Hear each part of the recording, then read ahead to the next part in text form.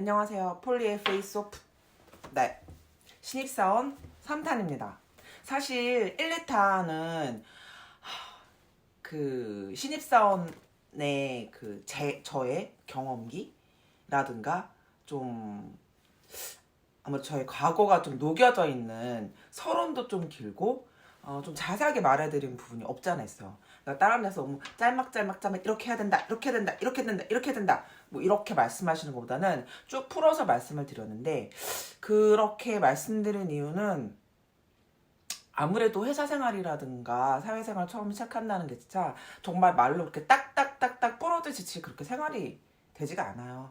그리고 일단은 제가 말씀드리는 거는, 제가 회사를 다닌 게 거의 중소기업, 중견기업, 뭐 아주 작은 회사부터 좀 규모가 큰 회사까지 대기업을 제외하고 다녔기 때문에 약간 그런 쪽으로 일을 하시는 분들이 좀 보셨으면 하는 바람이 있고요.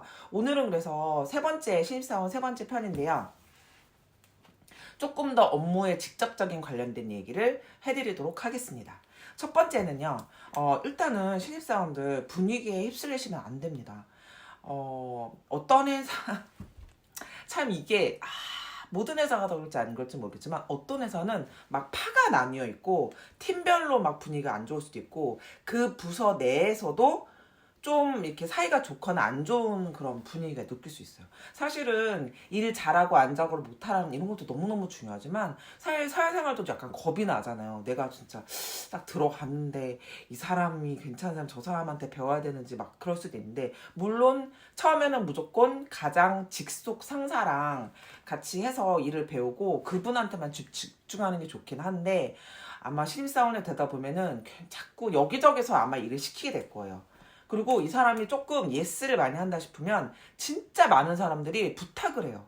근데 그거를 계속 다 들어주다 보면 진짜 바로 윗상사가 시킨 본인의 업무 외에 다른 일을 자꾸 하게 되거든요. 너무 착하게, 너무 모든 사람들한테 예스를 하면 또 그럴 수 있는데, 그래서 웬만하면은 무조건 예스하는 거는 저는 좀 반대입니다. 그리고 그러니까 처음에 너무 이 사람 저 사람한테 예스를 하다 보면 되게 많은 사람들이 부르거든요. 그러니까 너 좀 눈치를 봐가지고 적당한 핑계를 대서 처음부터 너무 노를 하는 것보다는, 제가 이번에는 제가 지금은 당장 이 분이 시킨 거를 너무 해야 되는데 제가 너무 부족해서 일을 빨리 끝내고 하면 안 될까요? 이 정도로 해서 약간 일을 자꾸 밀추다 보면은 제가 좀 바쁜가 보다 해서 이 일을 시킬 걸 좀 딴 데로 돌아갈 수가 있거든요. 근데 무조건 예스를 하면 아무래도 그냥 부르게 돼요. 그리고 그런 일은 보통 업무에 필요한 일이 아니라 보통 잡다한 일이 많습니다. 분위기 휩쓸리라는 말을 한다는 거는, 회사에 들어가면은 첫 분위기가 있어요. 근데 뭐 누구의 좀 뒷얘기를 한다던가 아니면 뭐 굳이 듣지 말아야 할 얘기도 막 하는 경우가 있는데, 담배를 피우시는 분들, 그리고 중간중간에 커피 타임에서 커피를 마실 때 그런 얘기가 좀 나올 수 있어요. 그럴 때는 너무 분위기에 휩쓸려서 그 말에 너무 고개를 끄덕이거나 동의해서 다닌다기보다는 좀 이렇게 중심에 지켜서 그냥 그렇구나 라고 생각만 할 뿐, 거기에 너무 이렇게 휩쓸려서 다니면은 그분들이 어떤 분인지, 그 회사에서 좀 좀 이렇게 뭐지? 아니 인정을 받고 계신 분인지, 아니면은 그 사람들이 별론데 남의 막 뒷얘기를 하고 다니시는 분일 수도 있거든요. 그런 것도 좀, 네, 처음에 되게 중요합니다.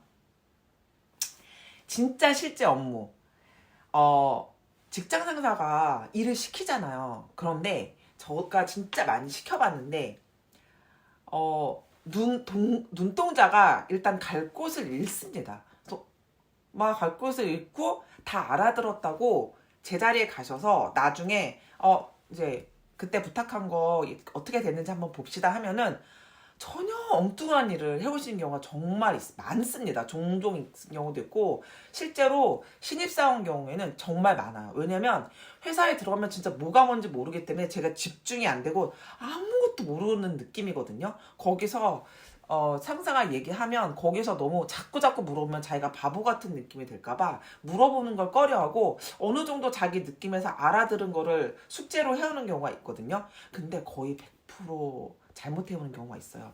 정말 모르시면은 끝까지 물어보세요. 그리고 만약에 내가 뭘 들었는지 잘 들었는지 모를 경우에는 죄송합니다. 제가 한번 여쭤볼게요. 제가 이렇게 알아들었는데 선배님이 시키신 일이 이게 맞습니까? 라고 되물어보시는 게 중요해요. 그리고 하다가 중간에 혹시 이게 잘 되고 있나? 그래서 만약에 뭐 기회를 일주일을 줬다 하면은 어느 정도 하시다가 잘 하고 있나 검토 한번 해봐주세요. 이렇게 물어보는 것도 직장 상사로서는 마냥 기다리고 있거든요.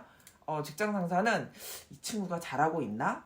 뭐 못하고 있나? 진짜 제때 해오나? 뭐 이렇게 기다리고 있어요. 그리고 어쩔 때는 기회를 주거나 기회를 못 줄 때도 있거든요. 그러면은 이 직장 상사는 그걸 까먹고 있다가 어느 순간에 물어볼 때도 있고, 또 너무 물어보고 다그치면 이 사람이 좀 불안해하고 그럴까봐 이걸 언제쯤 물어봐야 되나 막 고민하는 경우도 있어요. 그러니까 그럴 때 먼저 물어봐 주는 것도 너무 좋고, 이렇게 하시면 되고요. 또 어떤 사람들은 그런 얘기해요. 직장 상사가 너무 얘기를 못 알아듣게 하기 때문에 그 직원들이 정확한 해답을 못 해온다, 이럴 수도 있어요. 사실 저도 그렇게 사장님이나 뭐 높으신 분들이 말씀하시는데 잘 못 알아들을 때가 있어요. 그러면은 다시 정확히 물어보는 경우가 있긴 하거든요. 근데 그게 왜 잘못됐냐면, 여러 신입 직원들을 같은 자리에 모아놓고 교육을 하는 경우가 있는데, 그럴 때 보면은 똑같은 경우에 지시를 내리는데 그 다음 주에 와가지고 어떻게 해왔습니까? 하는데 어떤 직원은 정답을 해오고 어떤 직원은 영 다른 그런 해답을 해오는 경우가 있습니다. 그래서 어떤 거 질문을 했을 때 메모를 정확히 하시고, 그 질문을 내가 들은 것이 맞는지 정확히 확인을 하시고 일을 하시는 게 맞습니다.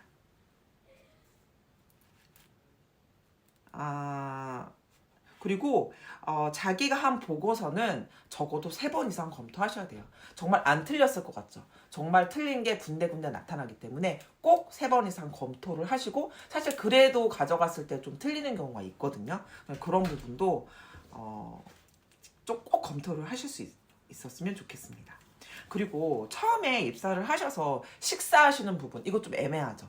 누구랑 밥을 먹어야 되는지 딱 가면은 뭐 이렇게 팀끼리 우르르 가는 경우도 있고, 여자들끼리 남자들끼리 분리돼서 가는 경우도 있고, 그 팀원 수가 몇 명이냐에 따라서 되게 틀린 경우가 있는데, 어떤 이제 조금 보시면은 오랫동안 계셨던 분들 중에서는 다이어트 하시는 분이 있어서 혼자 이렇게 식사를 하시는 분이 있고, 매번 같이 나가서 식사하시는 분이 있어요. 또 그 회사에서 식대비를 대주냐 안 대주냐에 따라서도 좀 나뉘는데, 이제 처음에는 제가 권해드리는 거는, 혹시라도 본인이 다이어트를 하더라도 처음에는 분위기를 많이 익히고 직원들하고 친해지면서 회사 분위기를 빨리 받아들여야 되잖아요. 그러니까 처음에는 혹시 다이어트를 하시더라도 어느 정도 기간까지는 같이 밥을 먹고 어울리다가 이제 저 어느 정도 분위기가 되고 친해지고 선배들 좀 익숙해졌다면, 선배님 저 뭐 다이어트를 하고 싶어서 오늘부터는 샐러드를 자리에서 먹고 싶습니다. 뭐 이렇게 하는 게 저는 좀 좋다고 생각해요. 매번 이렇게 보면은 직원들이 와가지고 너무너무 일도 잘하고 싹싹한데, 그렇게 왜냐면 업무 시간 외에는 대화할 시간이 없는데, 업무 시간에는 너무 바삐 그 일에만 집중하다 보니까 서로 관계에 있어서 좀 중요한 팁을 줄 수도 있고, 이 친구가 조금 더 나랑 좀 친하다 그러면은 더 좋은 팁도 줄 수 있고 더 많이 가르쳐주고 싶은 이런 마음도 들 수 있는데, 너무 그런 선에서 딱딱 잘라버리면은 그냥 나도 그냥 주어진 일을 시키고 말고 뭐 더 이상 도와줄 의미를 좀 못 느낀다거나 좀 덜 친해져가지고 좀 따로 소외되는 경우도 있거든요. 소외된 게 나중에 내가 필요에 의해서 하면은 상관이 없는데, 처음에 신입인 경우에는 아무래도 같이 어울리는 것이 좋다고 생각합니다. 체크할 거를 좀 체크한 다음에 오늘은 3편은 좀 빨리 끝내려고 하거든요. 그전에 내용들이 너무 길었었기 때문에. 그리고 이제 마지막으로 말씀드릴 것은, 선배들은 신입사원을 많이 겪어볼 수도 있고, 뭐 신입사원을 처음 겪는 경우도 있는데, 많이 겪어본 경우에는 그리 큰 기대를 하지 않습니다. 그래서 정말 주어진 일, 딱 그 포맷만 잘 정해서 정확히 지시한 일을 하고, 제일 중요한 일, 제가 이거에 대해서는 조금 중요한 일은, 그 일을 하는 기한인데요. 제가 이것 때문에 조금 기분이 안 좋았거나 그 직원에 대해서 약간 평판을 저도 모르게 하는 경우가 있어요. 어떤 직원은 정확한 기한 내에 해오거나 해오는 경우가 많아요. 사실 그게 정답이죠. 근데 생각보다 기한을 넘겨서 아예 소식이 없는 직원들도 있고요. 어떤 직원은 오늘이 기한인데 그날 오전에 저 사실은 뭐 어떤 일 때문에 어떤 분이 뭘 주셔서 제가 무슨 일이 있어서 그 일을 못 했는데요? 라는 황당한 답을 주실 때도 있어요. 때로는 그 전날 오시는 경우가 있어요. 사실은, 그 기한은 얼마를 그 상사가 줬을지 모르지만 그 업무의 양에 따라서 일주일을 줬을 수도 있고 이틀을 줬을 수도 있는데 이틀을 줬을 경우는 충분히 할 수 있기 때문에 이틀을 준 거고 본인이 할 수 있다고 대답을 했기 때문에 그 기간 내에 하는 게 맞지만 만약에 뭐 일주일을 줬는데 일주일 시간이 다 간 후에 바로 전날 와서 저 사실은 뭐 이런 때문에 하루 더 연기해도 될까요? 그럼 제가 물어봐요. 그렇다면 지금 어느 정도 업무를 했습니까? 근데 갖고 온 것만 한번 보자 이렇게 한번 체크를 해보자 하면 하나도 안 되는 경우가 있어요. 정말 그러면 좋게 평가를 해도 좋게 평가를 할 수가 없거든요.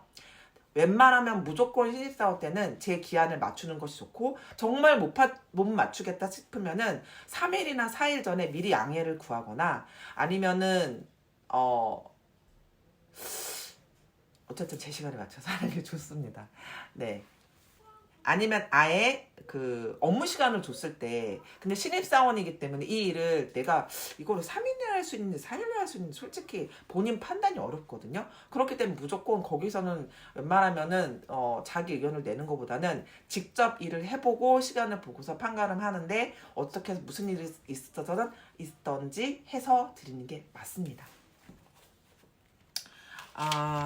제가 오늘 체크한 것들을 잘 전해드렸는지 오늘은 좀 여기서 끊겠습니다. 3탄이었습니다. 신입사원은 이 정도에서 마무리하고 여기서부터 댓글이나 메일로 주시는 분들에 대해서 제가 답변을 해드리는 걸로 해드리고 다음에는 팀장급에 대해서 한번 해보겠습니다. 너무 확 뛰어넘었나요? 네. 그러면 다음에 또 뵙겠습니다. 감사합니다.